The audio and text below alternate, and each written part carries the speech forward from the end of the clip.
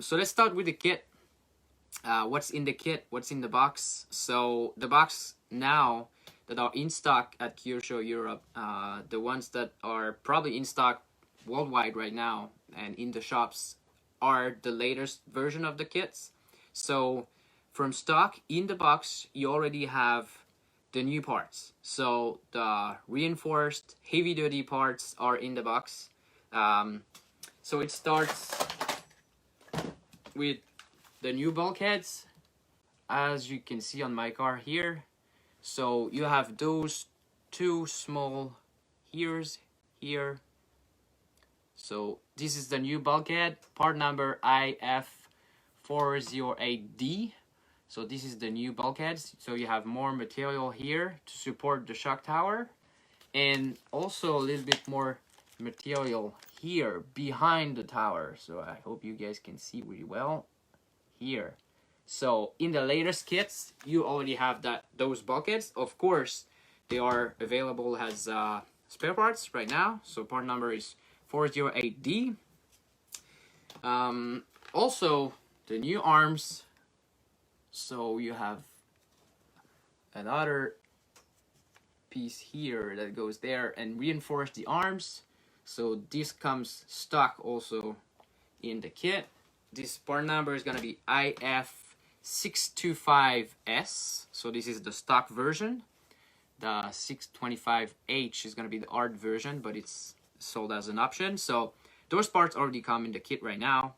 And also the new shock caps that are a little bit bigger here around, so you can see around the plastic, the radius is a little bit bigger. You have more material, so whenever you go upside down, you have more material. So you're gonna make your shock caps last a little bit longer.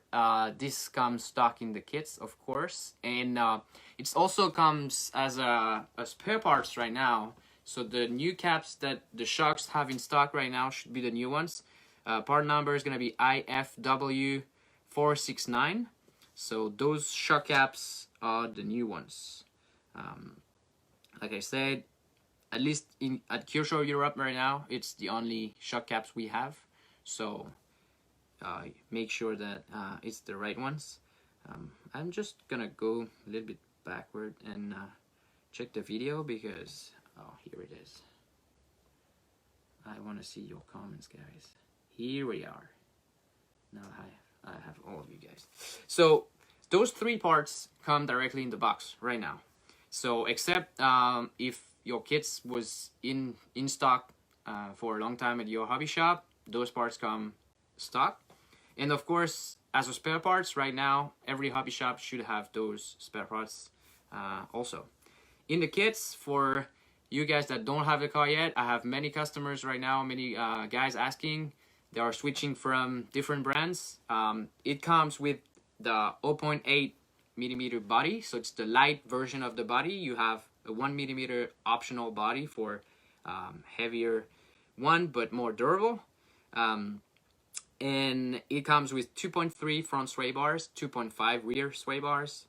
The springs in the box are gonna be gray in the front, light blue in the back. So we're gonna see about and talk about the spring stiffness and what you guys might like later in the options.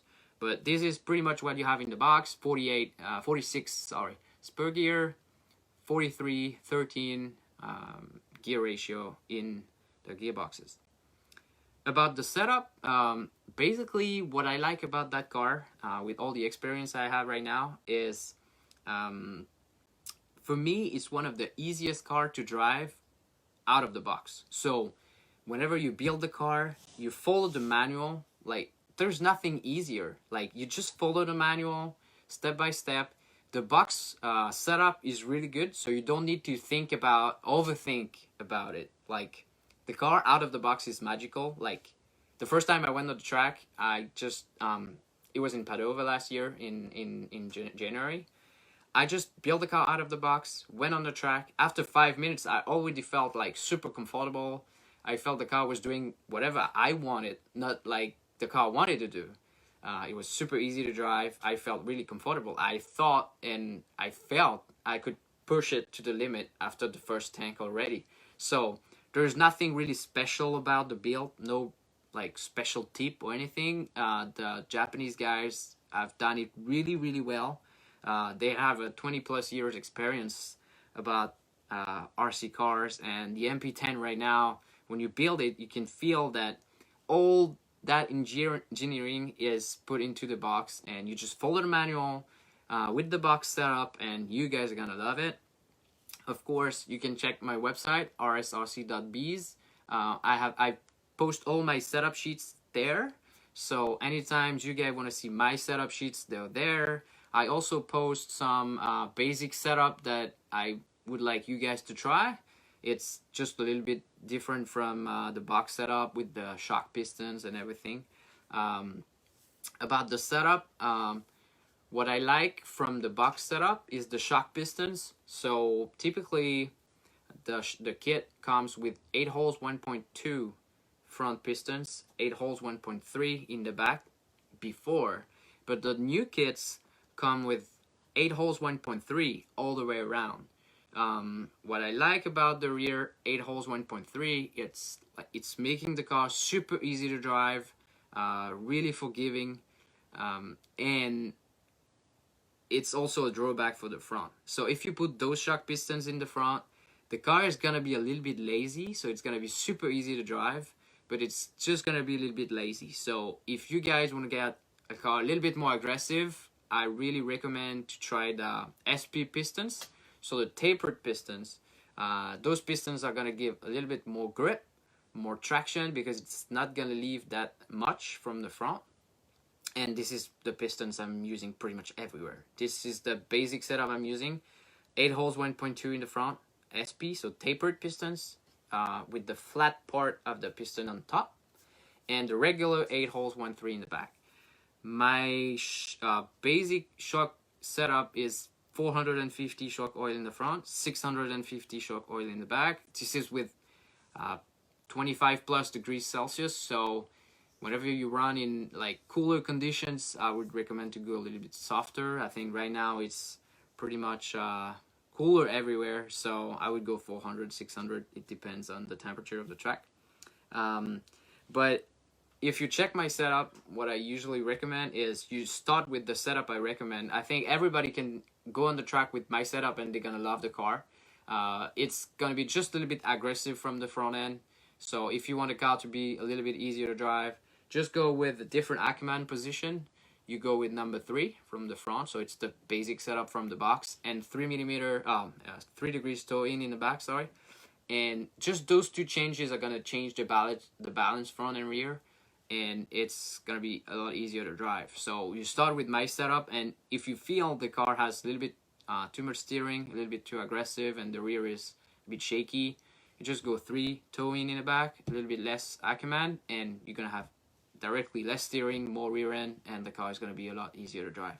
This is the basic setup from the box, so it's pretty easy to do. Would you guys have some questions about the kit, what's in the box, the setups, before we go into the options? I know you guys might have some questions, so I'm talking a lot. I'm sorry, but you know, you guys are there behind the phone or computer. But about MIP pistons, I honestly never tried the MIP pistons. We carry them in the shop at RSRC now. I've seen many guys using it in America. I honestly never tried that yet. The problem with those kind of pistons is it's kind of the up and down of it. Like, you have really good tuning abilities, so many different possibilities, you know, with the valves and all those bypasses. So it's really good because you can really fine-tune the setup. But I think if it's really too much fine-tuning, when you go from one track to another, your car is going to be amazing on one track and not as good as another one. I mean, that's my feeling with my experience here with double-sided pistons or double effect pistons, those kind of setups. I mean, the main thing of that car is it's super easy to drive. It's fast from the box. If you're doing things like double effect pistons, like I said, I'm not saying MIP are not good. I'm saying just that maybe from one track to another, it's not gonna be that easy. If you guys want to get the easiest car as possible, don't get lost doing those things. Like it's much more setups, and if you start using the car the way it is, it's gonna be easy. As soon as you know the car, like every single detail of the setup, then you can start tuning those things, like fine tunings. But I think if you guys don't know how to set up a car, I'm pretty sure it's not gonna be magical to put a different set of shock pistons. I mean, this is pretty standard with every car right now. So we had another question about any new kit after New Year. I have no information about that. Sorry. I think the Kyosho MP10 is not that old yet, so I'm not sure there is anything in the tubes yet. We know the kits that we just got have the new revised parts and everything, so I'm not sure there will be anything new soon. So I think it's pretty good that the car stays the same. John Moore asked, do you happen to know the weight of your car?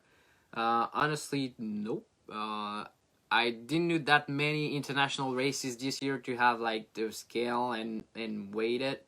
But I'm using titanium screw. I tried to get my car as light as possible, but I didn't really weight it. Ben Watson asked, in windy condition, I noticed the car catches the air a lot over a jump. What is good way to minimize this effect? Ben, would you use the rear mud guards by any chance? Sometimes when using the mud guards, I feel that if the conditions are windy, it can catch the air a lot more. So if you're using it, I would maybe advise you to take it out. It might help making the car a little bit better in the air. If it's not, I think all the other cars might have the same problem. So I think it's gonna be you can change the shock setup to make the car like lift more in the back if it's windy from the front, for example. But I think every jump on the track is gonna be a different analysis. So Stefan, do you use Kyosho oils? Yes, I use Kyosho oils or XTR. I use both. Brad, what's up, Reno? You coming to US for DNC or Silver State? Silver State, unfortunately, I can't because we have supposedly French National on the same weekend. So I will not do Silver State in 2021. I'm super sad about it because lately it was the best race I've ever been into the US. But I will of course do DNC if we can travel. If of course the customs let us in and if we can fly. So I'm pretty excited, of course, because I've seen that it's going back to Thunder Alley. So I'm super excited about that. Good. So you prefer minimum rear toe in, i.e. a little toe in as you can get away with? Yes. Basically what I said in French the other day, like for us, it feels sometimes that the limit to go faster is the steering. So as much steering as we can get, the fastest we can feel.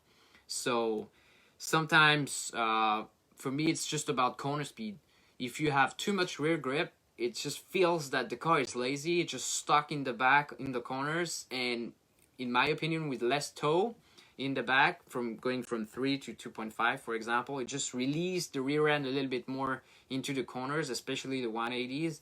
So you get more corner speed and you can just grab and go, you know. Maybe more question about that before we go into the options.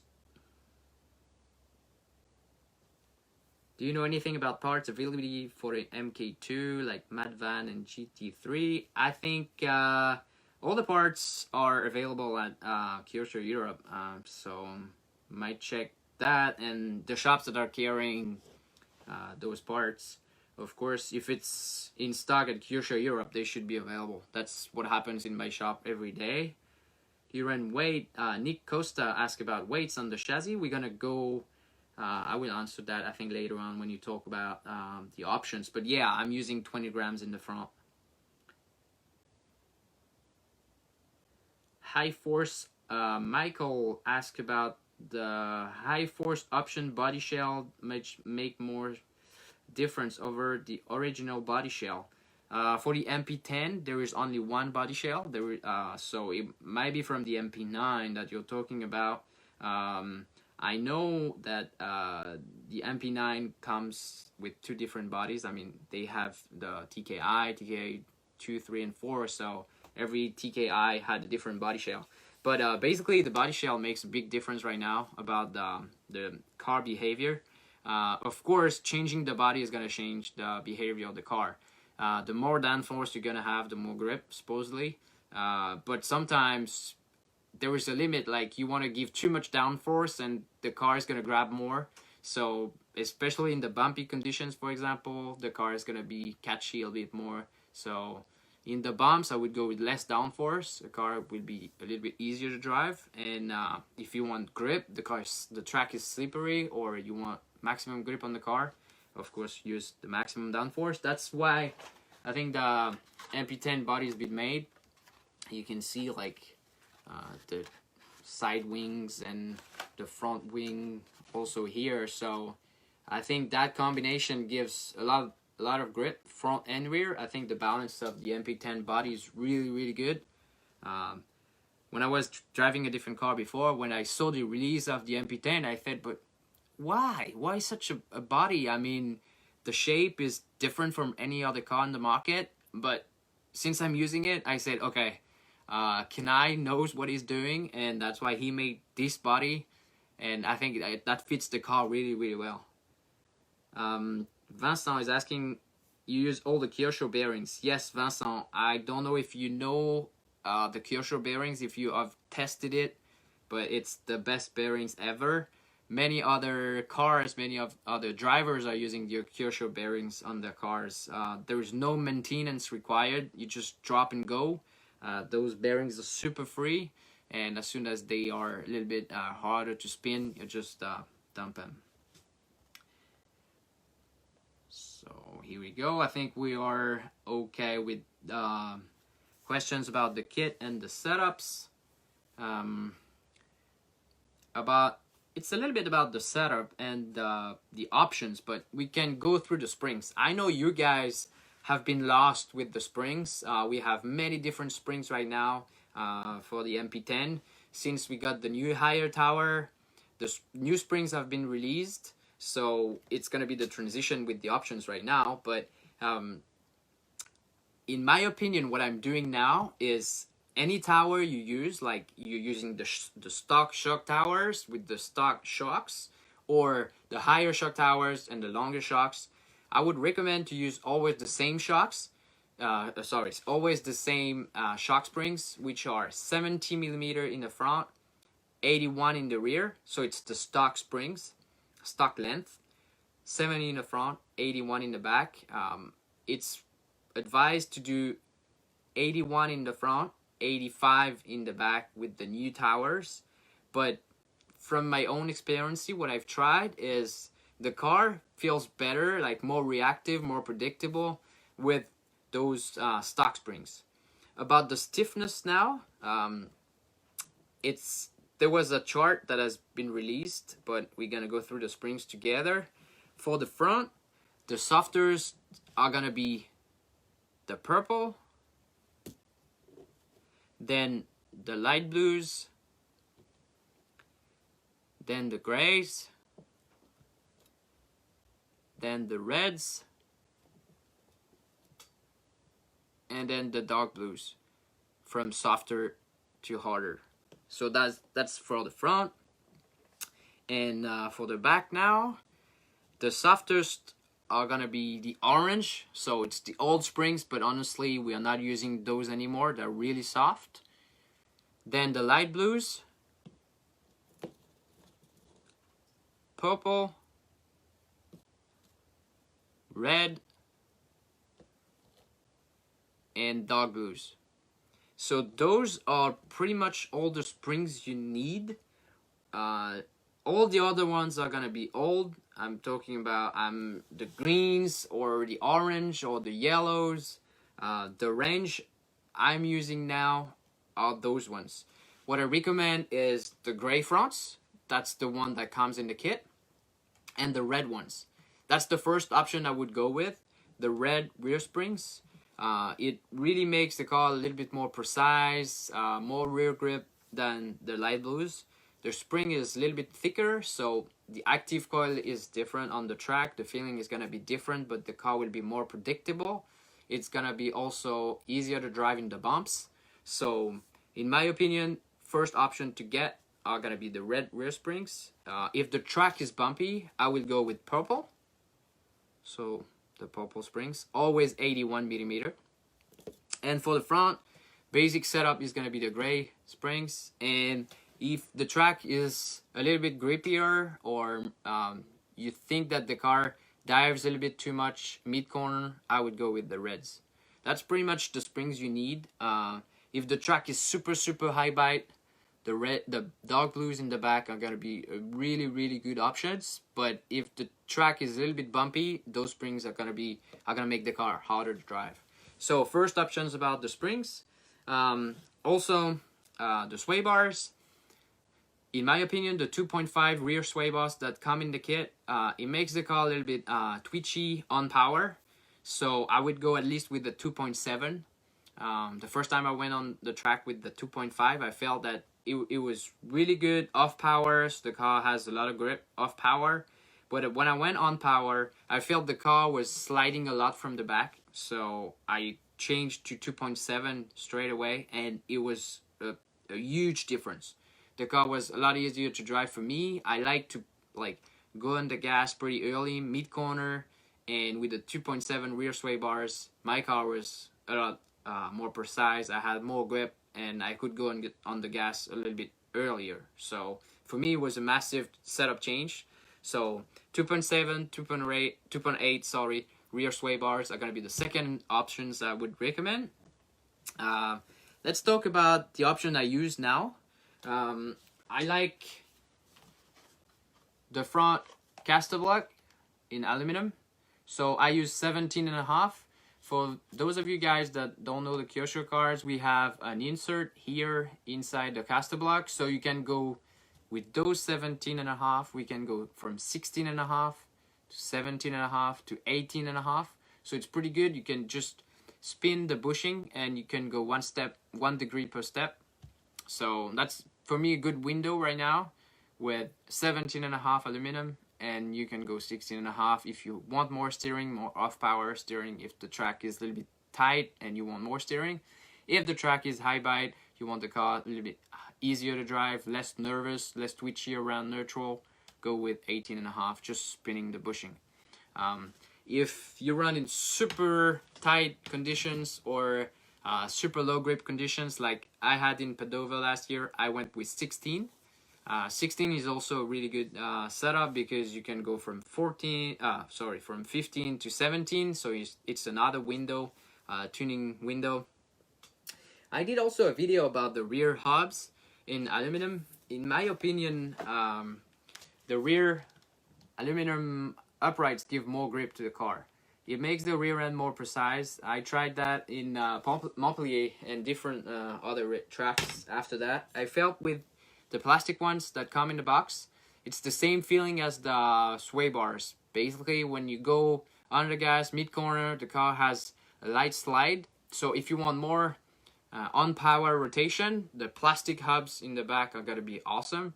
But if you want a little bit more grip, more precise, I would go with the aluminum.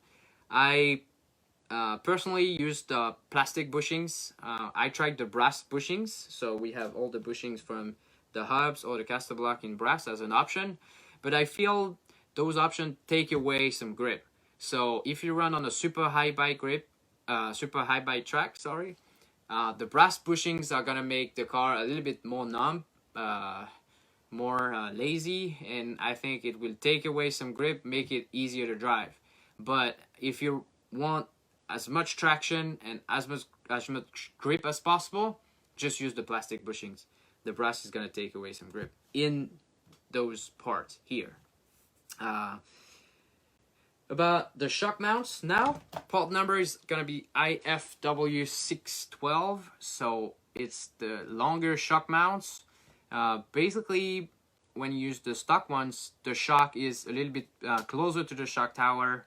What I like about those mounts is the shock moves a little bit back, and you can really see that when you're using quite a good amount of anti-squat like I do, the shock is moving square with the arm. So you have a better behavior of the rear end in the bumps. It really helps in those conditions. That's pretty good tuning options. If you don't really run in bumpy conditions, you don't really need that option, but I think it makes the rear end more forgiving. In any track, you have jumps, you have some sections where it's a little bit bumpy, not super flat. I think the longer shock mounts will help. Like I say before, I used 20 grams front weight. So about the weight is, the more you put on the chassis, the more grip you're gonna get, pretty much. So if you want more rear grip, you put 20 grams on the chassis in the back. If you want more steering, you put 20 grams in the front. It's pretty basic, but I like the car. I like the car to be really aggressive, to have a lot of steering. So I put 20 grams in the front. That's the basic setup I use. And I know a lot of you guys want the car to be as easy as possible, to have the rear to be planted and let it go. So I know you guys might like only 20 grams in the back. John asked, do you use Lunsford or Kyosho titanium screws or a mixture of both? I use the Kyosho kit myself. So the full titanium screws, I think it's really well made. You have just the screws that are required. If you have a section of the car where you have a lot of torque, a lot of force, you keep the steel ones, so I think it's safer. I think especially about the shock towers, the small screws that you have underneath, I think it really helps with the durability. So about the weight, I'm using the titanium turnbuckles and titanium screws, but it just makes the car lighter. I've seen a video of Adam talking about it the other day. I think having the car as light as possible is really good because you can have more traction. It will just pop out of the corner a lot quicker. I don't know, Bruno, about out of stock, what you're talking about, but if it's about the Kyosho screws, it's in stock. So I don't know. Yes, it's gonna, I think, pop out of the corner a lot easier. You can feel that the engine is gonna have less weight to carry, so the car is gonna be more reactive. But it's also gonna be a little bit less predictable. If the car is heavier, it's more planted, you might have even more grip on the wheel because, you know, it's pushing on the tire a little bit more. So it depends on what you like the car to do. I like my car to be aggressive, nervous, and that's the way I drive. But it's, of course, an option that it's going to be a driver preference. About the clutch, what I like is to use the blue shoes, the IFW 136. Those shoes are going to make the engine a little bit more numb. So you're going to have a little bit less bottom end. But in my opinion, with my Pico P3 TT, I have a lot of bottom end.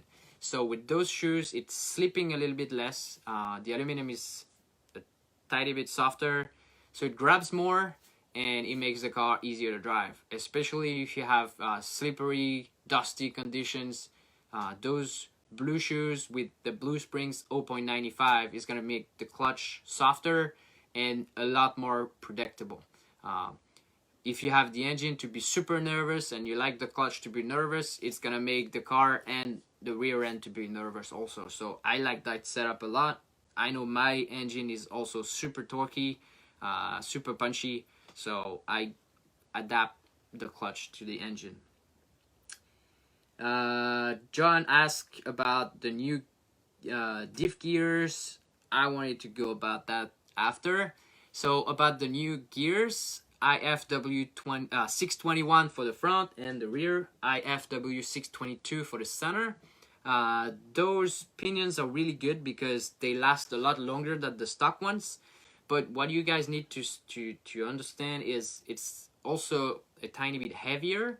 so you're gonna have, in my opinion, less traction. What we're doing in 10 scale is the heavier the diff goes, the car, the more predictable, the more easier to drive it's gonna be, but you're gonna have less traction.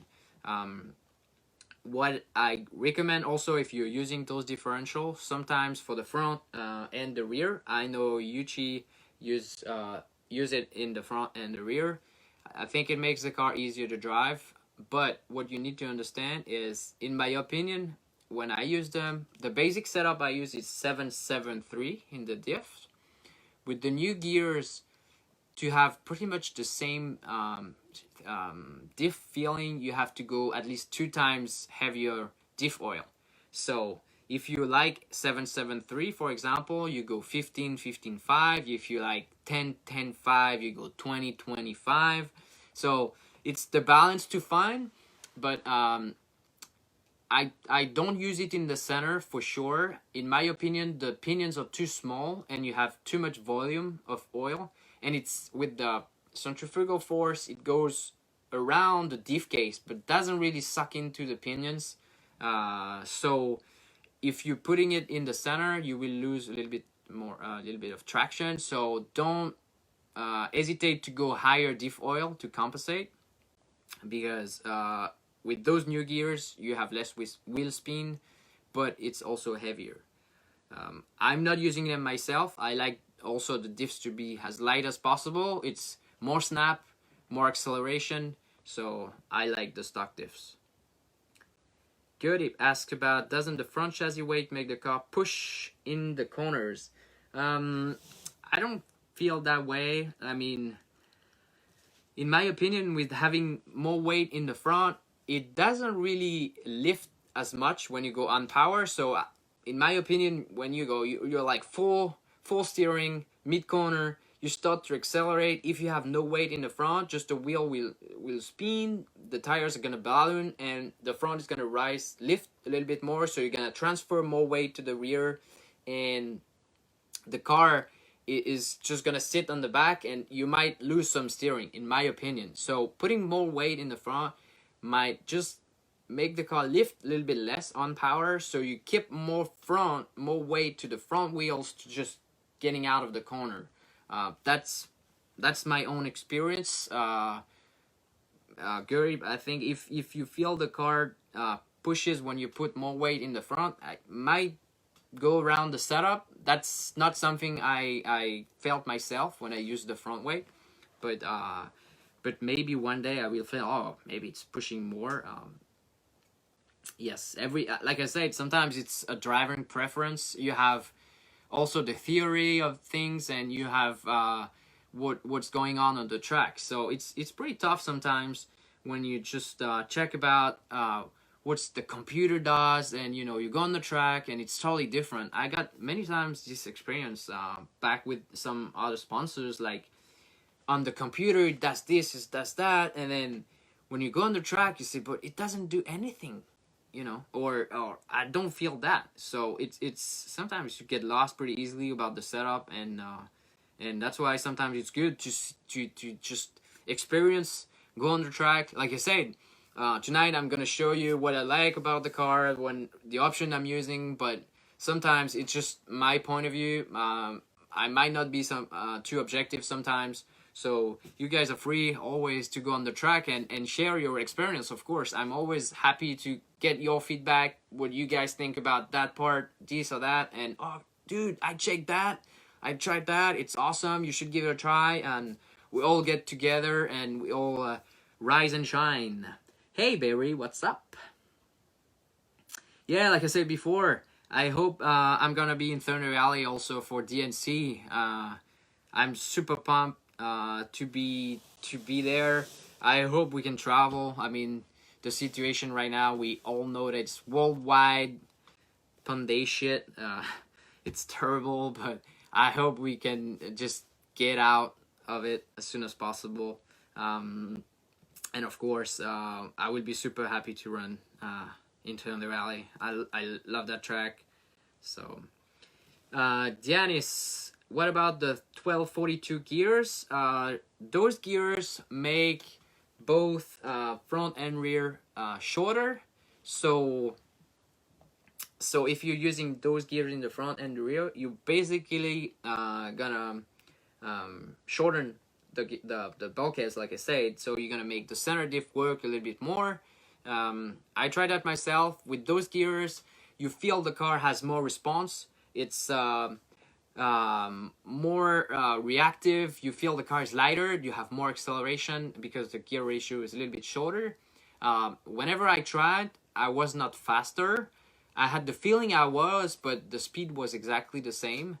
But I feel like on some tracks where the grip is medium or high, you can go faster with the 1242.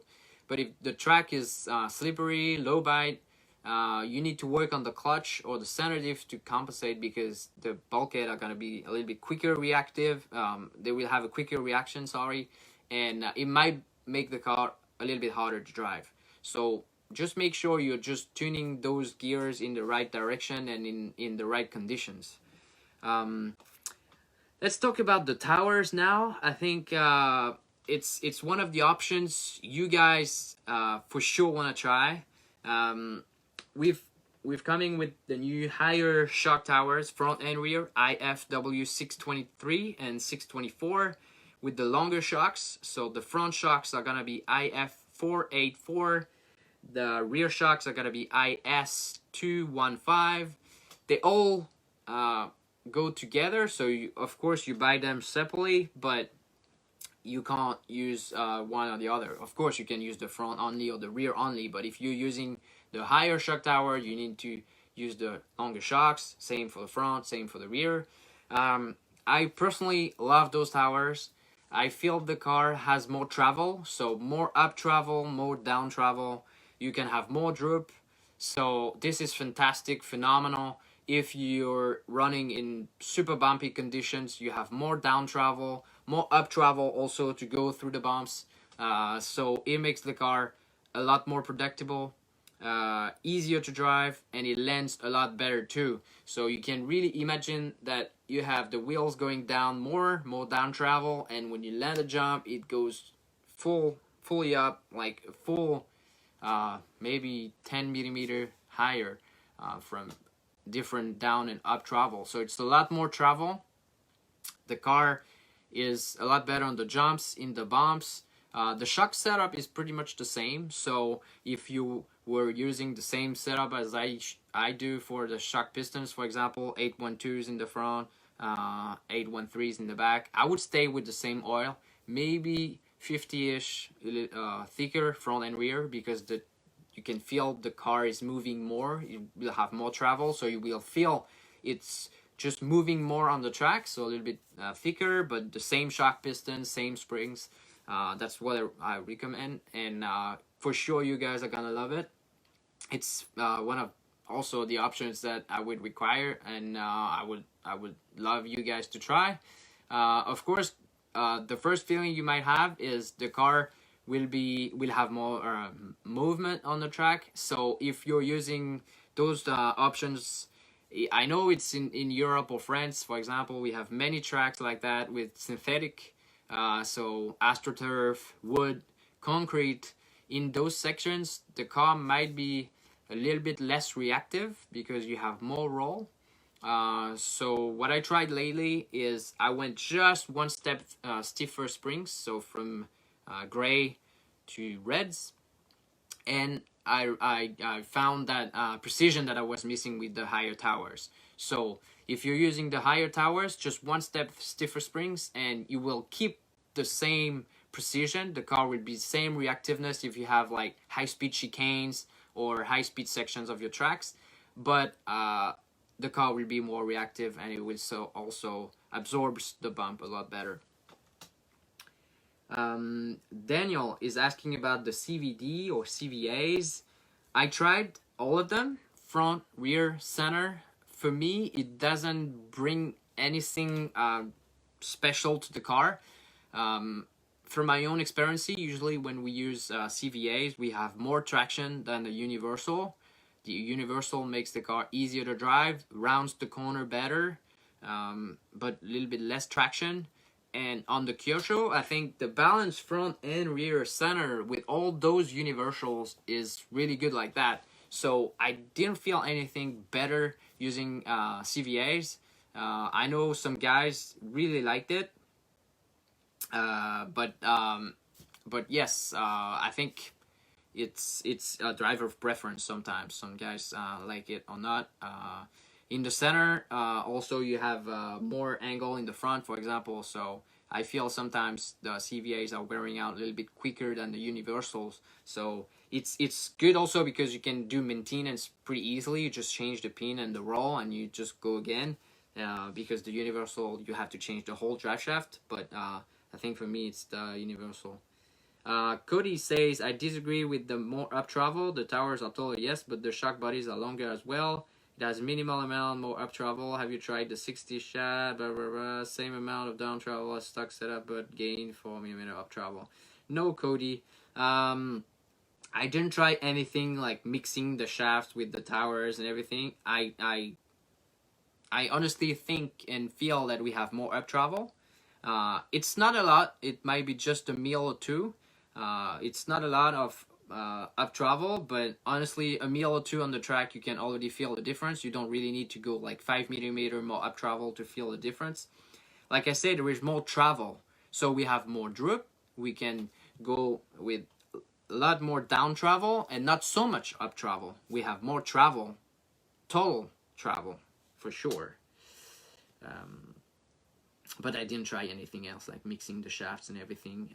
In my opinion, having more up travel and sometimes too much up travel is not that good also. So I really trust Kanai to do the parts that the car needs.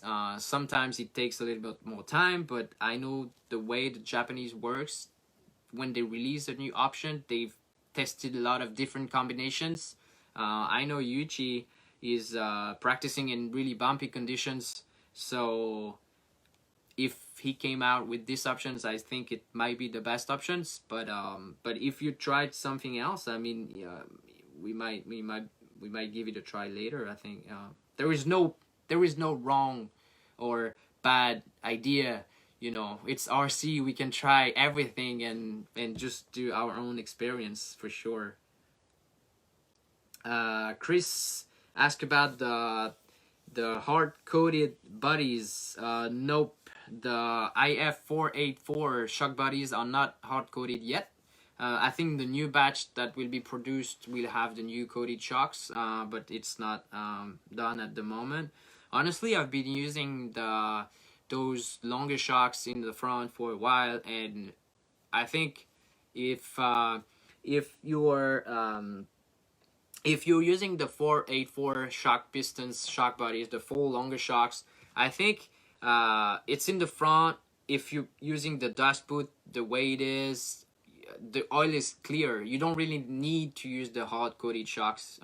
In the back, it might do a difference because, you know, the rear shocks are always more used than the front shocks. They have more travel. The pistons are, you know, the rear arms have more torque, you know, so the pistons is maybe moving a little bit more in the shock body, so you have more wear. But in the front, I honestly didn't feel myself that we needed the hard-coated version. Of course, it will be better when we will have it, but for now, I don't think it's a real requirement. What do you think of the SP? Yeah, that's a good question. Bruno asked about the shock pistons. What does the SP shock piston do versus the kit pistons? I've done a video about that on YouTube. You guys might give it a check. You type SP pistons on YouTube and you'll find it. But basically, the SP pistons, it's the hole that is angled into the piston, so you have more travel for the oil into the piston before it goes down.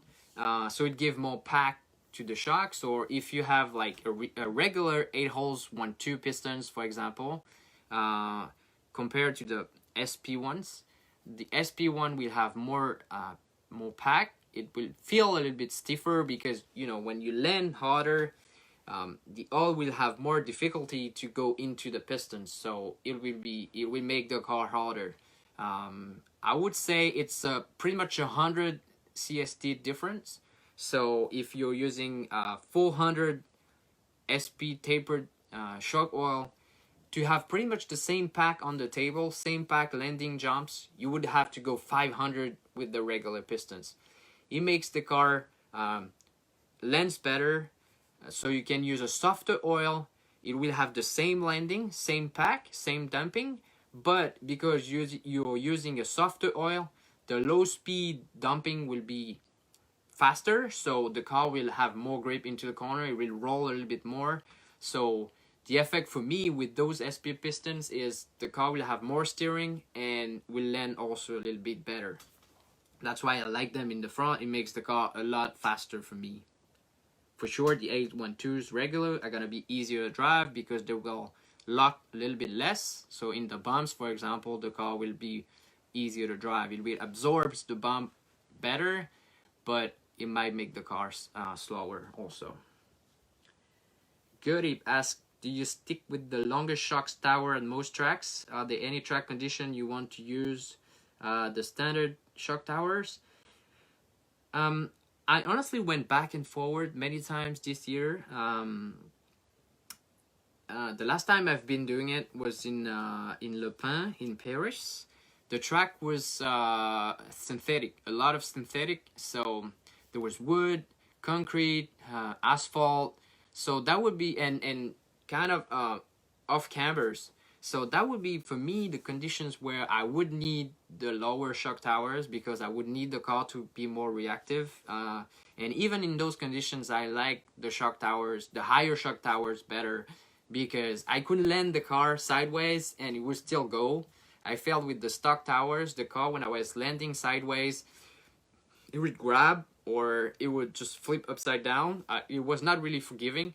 I felt the car was a lot more predictable, a lot easier to drive with the higher shock towers. Basically, on a super flat track, high bite, that might be where the higher shock towers will be the less performant. So that would be maybe the only conditions where I would think, oh, maybe I should go back to the stock towers, high bite, super flat. So that's pretty much it about the options I'm using. Of course, the yellow bushings to match my paint scheme. Yes, that's pretty much it about the options. If you guys have questions about the options, because that's not the one I'm using that I have an option, a feeling about it. I've tried pretty much not everything, but I tried many things on the car yet, and I might have my opinion. Yeah, that may be it. About the weight being that high, I think it's just about yeah, the travel. I think it's also about the position of the piston in the shock body. So that's pretty technical, but I think if the shock body, the shock piston is more into the shock body, the car is more stable. Like if you have, for example, the same amount of oil on top and below the shock piston, I think the car can react a bit quicker also than having the shock piston fully working in the bottom of the shock body. So I think with those towers, the good thing also is to have like the shock piston moving at this different place in the shock body, and that's one of the good thing also about that. Yes, Christian, I used the option brake discs. So I didn't feel the, I don't know if on the video I can show you guys, but it's the vented ones, the lighter versions of the brake discs. I don't feel the car need the optional brake discs. Yeah, we don't really see the brake discs with the holes, but it's the light versions. It doesn't change that much about the braking. I think it's just lighter, so that's why I put that option. I think the stock ones make the car brake softer. The light version is more grabby, so the braking is maybe more consistent and more grabby than with the stock ones. And of course, it's lighter. Any other question about the options? Thank you again for you guys to be there to ask your question. We're doing tutorials a lot of time, many times in French, but not so much in English. So I know you guys are there, and What's different, Jean-Philippe? What's the differences between thermic, nitro, and electric for the settings? I'm using pretty much the same setup in both cars. I'm just changing the shock setup and the sway bar setup. The e-buggy, the MP10E, has more weight in the front, less weight in the back.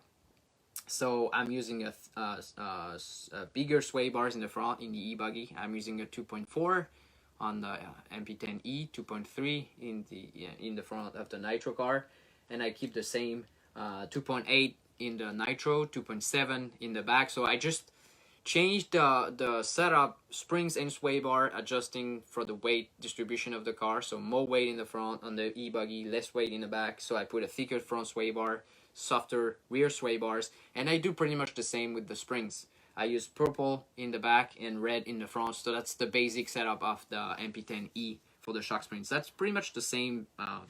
Except for that, I'm using pretty much the same setups because I like when the car feels, they feel the same on the track and they have the same reaction, especially when we do those big races like DNC, Silver State, Buggyland. We run those classes, those two different classes on the same track, same day, and we just go one and one and one and one. It's not like one day we run one car, another day we run that one car. So we just need to focus and be fully into the race in the first lap. So the closer the car have feeling wise, the better you be. And if you need to adjust, like for 3 laps, you need to adjust about your car. I think maybe you need to change something on the setup. I've seen other question from Gerdy. What do you think of the rear center dog bone drive shaft? How does it compare to the universal? Do you find more grip on certain slippery tracks? Yes, I forgot about that, Gerdy. So there is another option for the center line of the MP10. The part numbers are gonna be IFW 616 and 617. Is the rear center dog bone. I'm using it on high bite tracks. Basically, the rear center dog bone has less friction, so it gives more weight, more power transfer to the rear. So if you accelerate, the rear end will have a quicker reaction, so you have more push, quicker acceleration from the car. I feel this rear center dog bone give more pop, more traction, but it makes the car also freer into the corners. So it just pops out of a corner faster, but in the 180s, for example, you have more rotation. So this option for me, the grip has to be medium or high minimum to use this option. I've been using it for half of the season, for example, but when I get into Les Pen Mirabeau, the track was super flat, polished, blue groove. I didn't feel the balance on front and rear of my car was good. I felt always the front to be like not pulling enough and the rear to be like doing most of the job. You know, it was like polishing not the way I wanted. I had too much rotation. Even at high speed, I didn't feel the rear end was as stable as I wanted. And I was using the center dog bone. So I had a like eureka moment on Saturday night. I said, but that might be it. You know, the balance front and rear is not the same.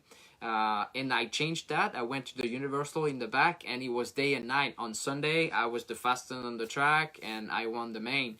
So, in my opinion, it's a really good tuning option, but you have to keep in mind that it's changing the overdrive effect of the car. So, if you want more push, more overdrive, like the car to be like more nervous on the back, you use that dog bone in the rear. And if you want the car to be more planted, easier to drive, you just keep the universal. So it's medium or high bite for the dog bone. Alright, Christian, I've got a question from Christian. Front toe out, what's your standard setting? Do you use toe out to adjust steering frequently? For me, I think it's more of a driver preference. I use quite a lot of toe out. I think it's 2 degrees toe out. For me, it makes the car more numb around neutral. I like the car to be like not that aggressive around neutral. I like to do what I want on the wheel in the straights or high speed corners, for example, but I like to have a lot of steering mid corner and on power. So I use quite a lot of toe out in the front. It makes the car more numb in the straightaway, for example, high speed sections, but it makes the car steers more on power mid corner also. So it's about 2 degrees. Andreas, how do you keep your car so clean and tidy? Any fluids or chemicals? What's your cleaning process? For me, it's pretty easy. I just spray the XTR cleaner. So it's a special formula. I have this one or the Abitech cleaner. So it's a spray.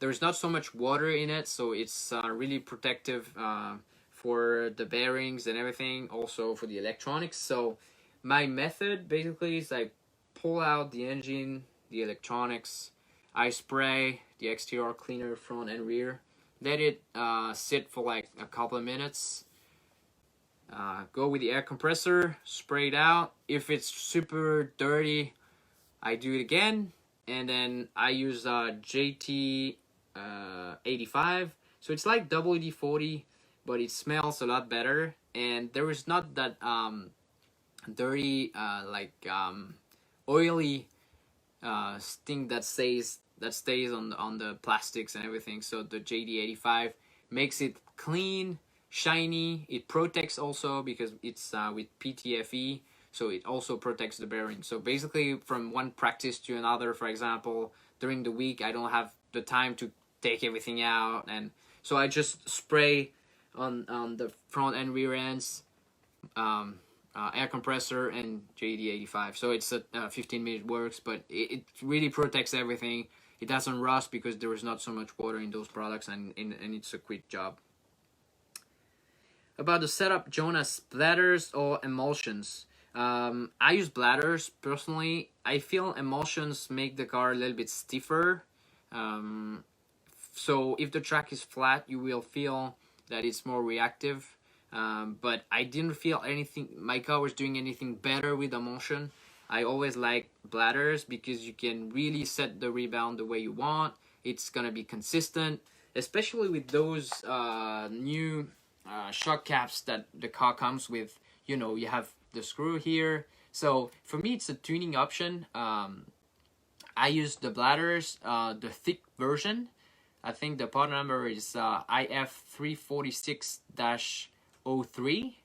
So it's the thick version, and there is a return in it. So they are a little bit thicker, a little bit harder, and they will not pop in as hard as the other ones. And I cut a small chip of tire foam that I stick in it. So I'm sure the bladder is gonna stay in the same position, and it also makes it a little bit harder. It gives more grip. And if the track is flat, I use the screws, so it gives more grip, more reaction for the car. If the track is bumpy, I take the screws out, and the shocks are gonna be more predictable, a little bit softer feeling, but it will be better in the bumps. So it's a quick tuning options, but just putting in or out the 4 bleeding screws for the shock caps, and you will feel the difference on the track. So you want grip, you leave the screw with the bladder, and if you want the car to absorb the bumps, if it's super bumpy conditions, take it out, and you guys will see the difference. Good question.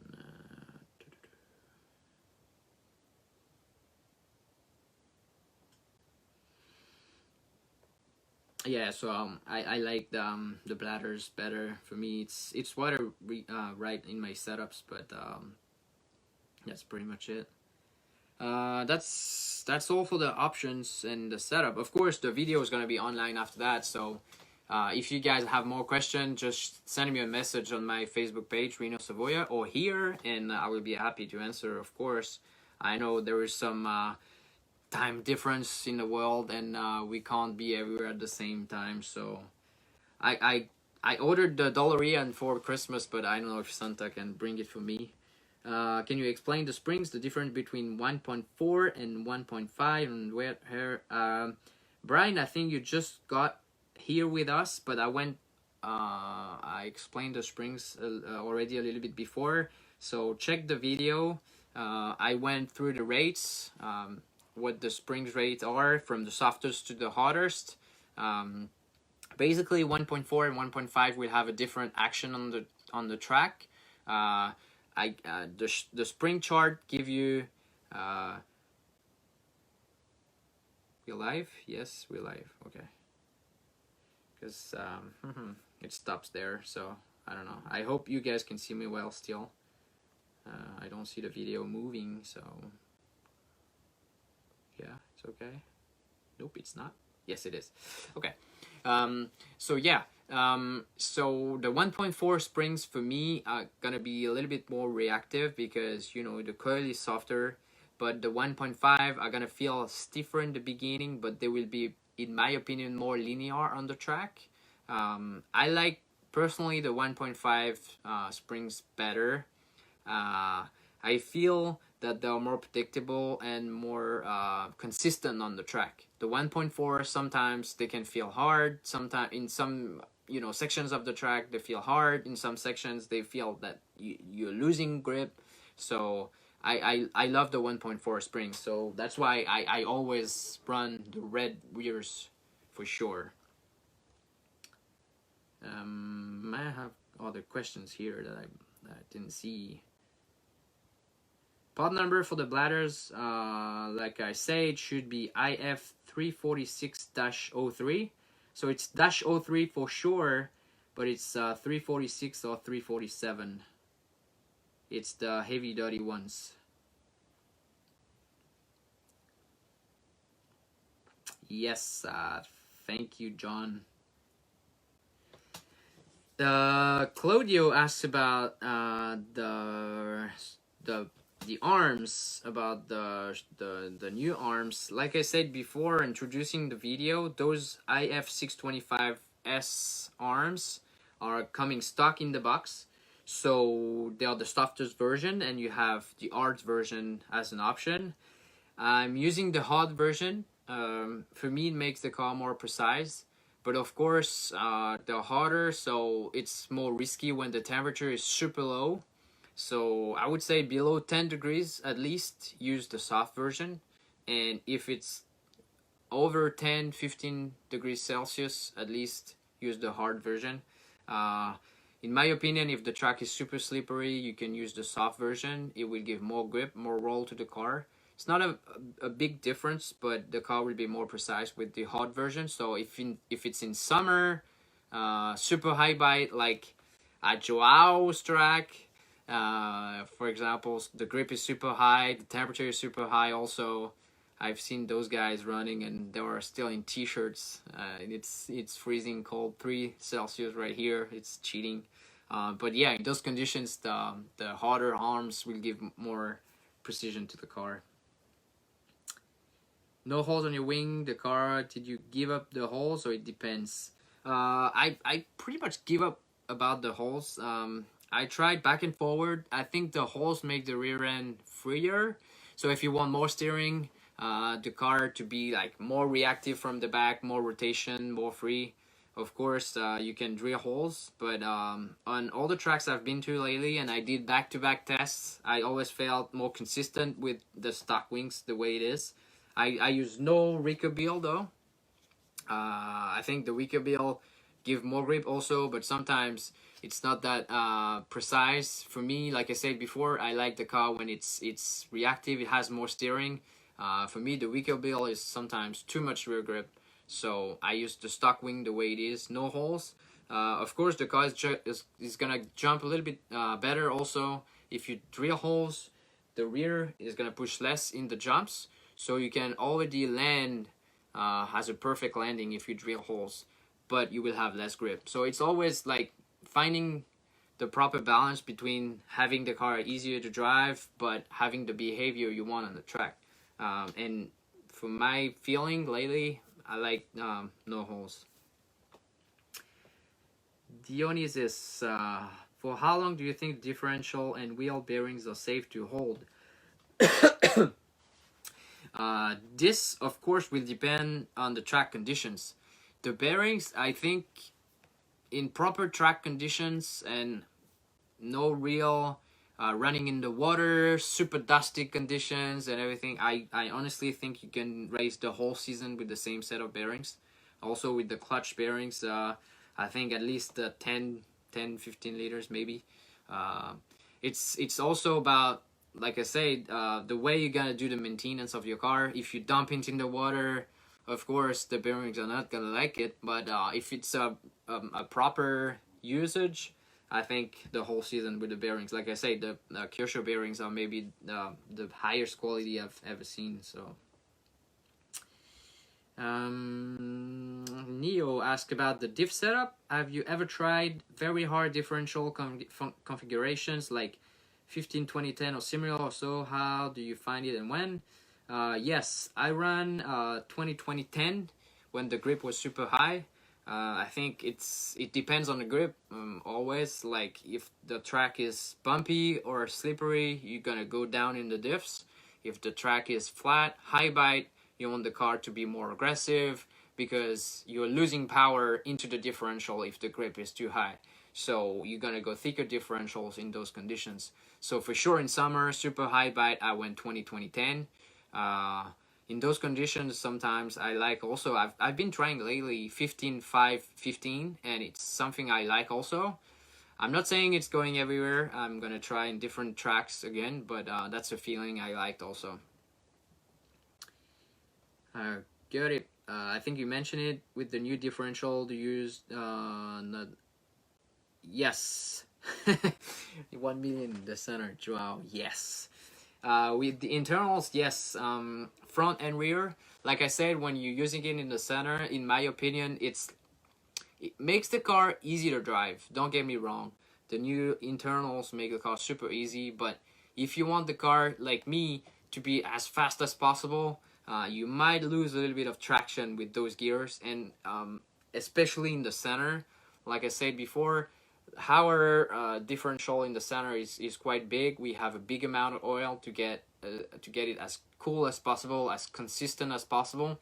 And with the new gears being smaller, I feel the oil is going out and you're losing traction because of it. So I feel in the center, at least we have more traction with the standard IF 402, just the stock pinions.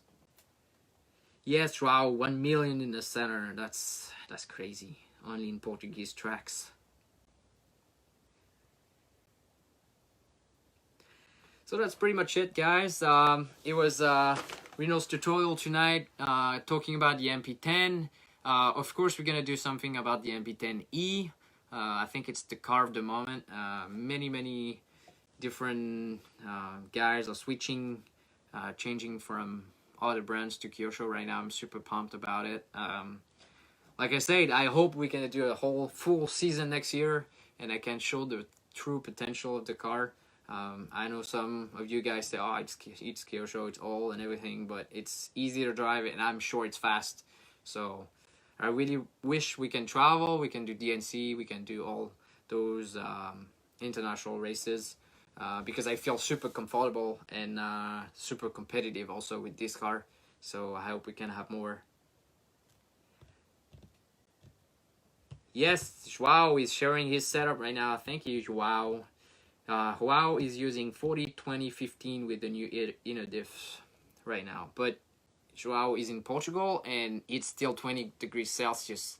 So this cheater can still practice. But if you come next week in Padova, just take your jacket because it's not going to be 20 Celsius. And your 40, 20, 15 might be a little bit thicker. Nick Costa, good question. How often do you change diff fluid? It depends. If I'm practicing, I can do like 2 weeks without changing the oil, so maybe a good 10 liters. It would be 3 gallons for the Americans. So at least, yeah, 10 liters, no problem. If it doesn't leak, no problem. If you're using the Kyosho grease on the outdrives, or the XTR Teflon grease that I'm using on the outdrives. The Diff seal is really good, so the oil is not gonna go out, and of course you can use the oil for quite a long time. But this is for practicing. For racing, I changed the diff oil before the race. So I just clean my car out, check the bearings, check everything, and make sure everything is alright, no screw untied. I change the oils, and I'm not doing it through the race. So for us, the race is between like 1 and 2 hours of running. I'm not changing the oil.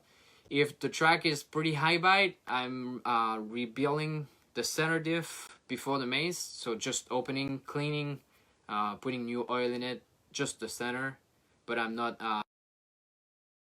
the oils through the race. I hope you guys can still hear me well.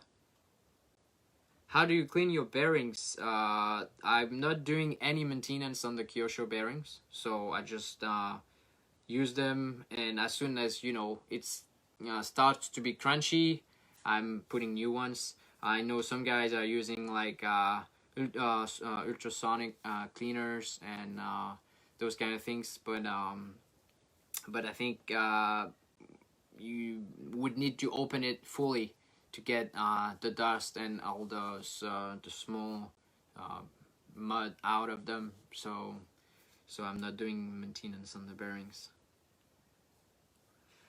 If you have some other questions, guys, about the car, of course, like I said, the video is going to be online after that. So you will have for sure a lot of information about the kit, what's in the box, the setup, what I recommend about the setup, my feeling about that, and the options. So make sure you guys tune in, share that video for your friends that use Kyosho cars.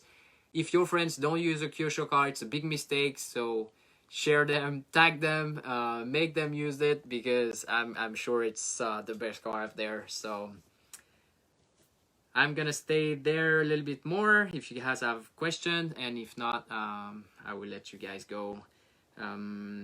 Hexes. For the Hexes, I'm using the stock ones, front and rear.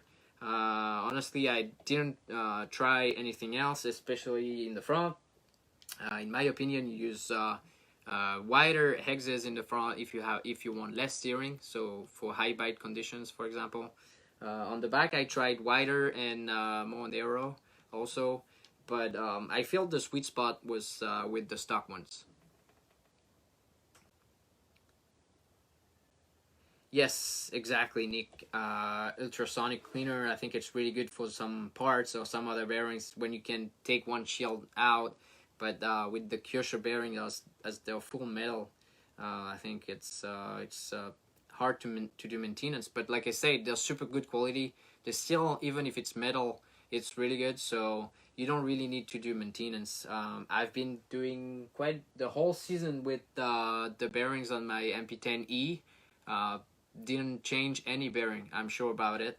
I just take the car out, clean everything, make sure the bearings are not crunchy. They are never since I first ran with the car. So I didn't change any bearings since like when I started with the car. So it was back in May. So, and I did quite a few packs with it. So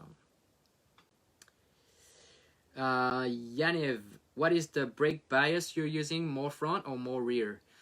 Like I said, it's one of the things that is a driver preference. So I don't use that much brake personally, but I have a little bit more in the front than in the rear. It's good because it's really setting the car for the turn. If you have more front, a little bit more front than the rear, it's about 55-45 or 60-40, just a little bit more front. If you brake, if you have too much rear, the car will have rotation. So I know, for example, in Padova, we need a lot of rotation because there is not so much grip. It's indoor track, so I use quite more rear than front. But I'm tuning the brakes depending on the track conditions and the grip you want. But it's usually more front. Dionysus MP10 TKI. Like I said before in the video, I have no info about that. I'm sure that MP10 is a really good car, and I know Yuichi is working every day to make the car better. That's why he came out with those options about you know, the higher towers and everything. But I'm not sure there is something new on the way. How tight do you run the servo saver? I measured yesterday. It's about 2.5 millimeter in, so it's pretty tight. To make sure it doesn't come out or comes loose for the races, make sure before you build it, when you build a kit, you untie it just the collar to make it flush with the aluminum, or just a little bit out, but not so much. If you're taking it out, it's super hard to put it back on with the springs and everything. I've got friends that did it already, so just to have just 1 or 2 threads out, but not the full nut.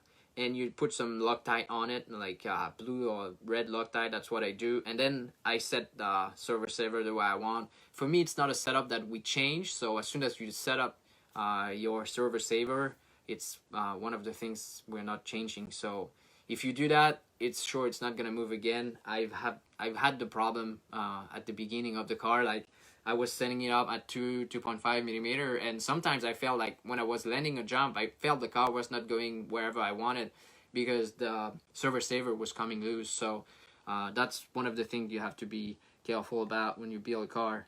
Do you run truggy, Brad? Yes, of course I run truggy when the races allow it. So if I can go to the US next year, of course I will run truggy. This year was pretty specific, so I couldn't go there and do truggy. It's usually 1 or 2 races per year because we don't have any truggy here in France or Europe. It's pretty small. But every single time I go to the US, of course, I will run the MP10T, and I can't wait because I've already tested it with Joao at Ibagué in Portugal, and I really like the car. Good. What's your radio setup? Do you run expo on throttle, brake? Do you limit EPA to improve mileage? Yes, that's a few things I do. I don't run throttle or brake expo at all. I do it the way I want it myself. I don't like when, you know, it feels sluggish or, you know, a bit numb.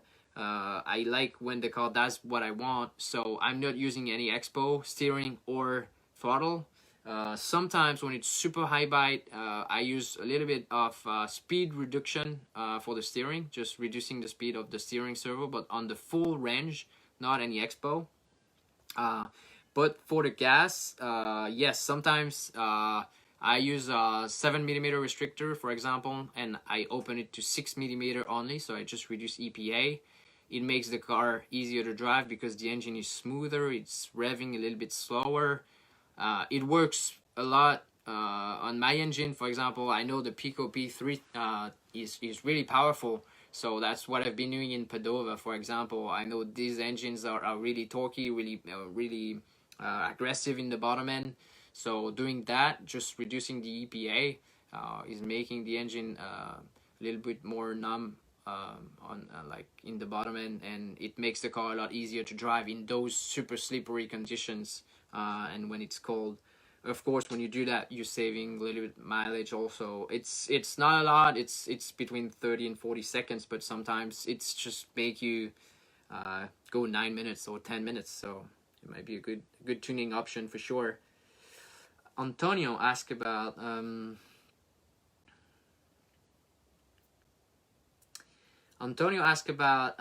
in the middle of the corner he has understeer. So understeer, to make sure, is like the front is pushing too much. Antonio, if you have understeering on power, I would change the rear sway bar. I don't know what sway bar you're using. So you're using 2.5 rear sway bars, I imagine. So I wouldn't go lower.